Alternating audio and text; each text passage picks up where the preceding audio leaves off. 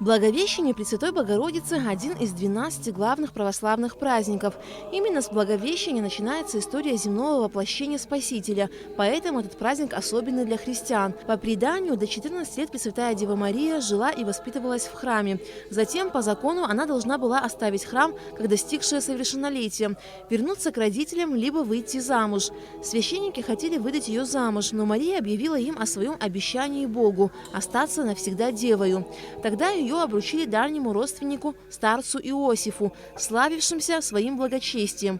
Живя в доме Иосифа, Пресвятая Дева Мария вела такую же скромную и уединенную жизнь, как и при храме.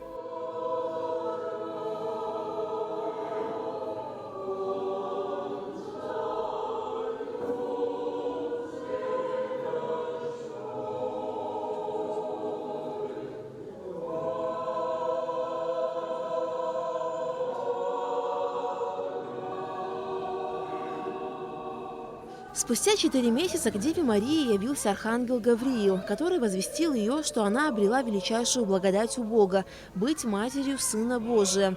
Мария со смирением приняла эту весть. Таким образом, она, как учит Церковь, показала всем верующим пример покорности Господу.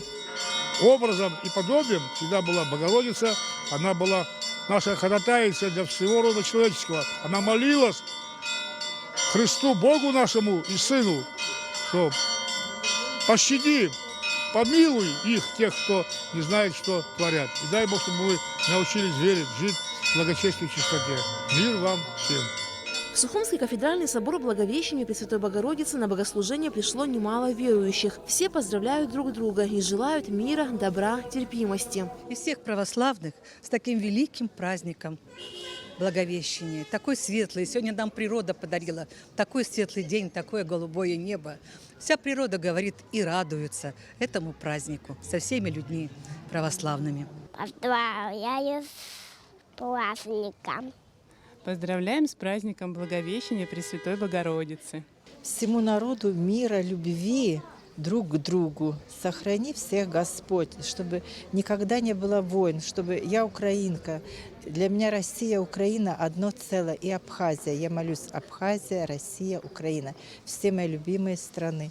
Покаяться и возлюбить друг друга – это самое главное. Я желаю, чтобы все люди слушали ангела, прислушивались к Богу, и чтобы на земле был мир, покой.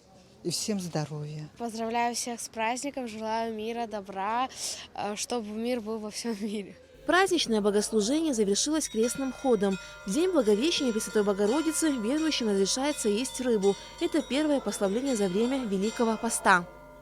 Аля Катрапш, Роберт Ломия, Абхазское телевидение.